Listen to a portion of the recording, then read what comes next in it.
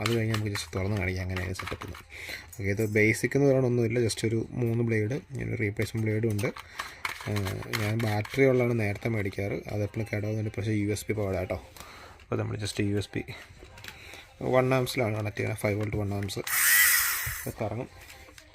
ഒക്കെ നമുക്ക് ഒരു ഇത് ജസ്റ്റ് ഷേവ് ചെയ്യാത്തൊരു പാട്ടെടുക്കാം. ഓക്കെ, ഇത് ഒരു ജസ്റ്റ് ഒരു പാൻസാണ്. അപ്പോൾ നമ്മൾ എങ്ങനെ ഇതിൻ്റെ എത്ര എഫക്റ്റീവാണെന്ന് നോക്കാം. നമുക്ക് ഇതൊക്കെ ഷേവ് ചെയ്തെടുക്കാനാണേ.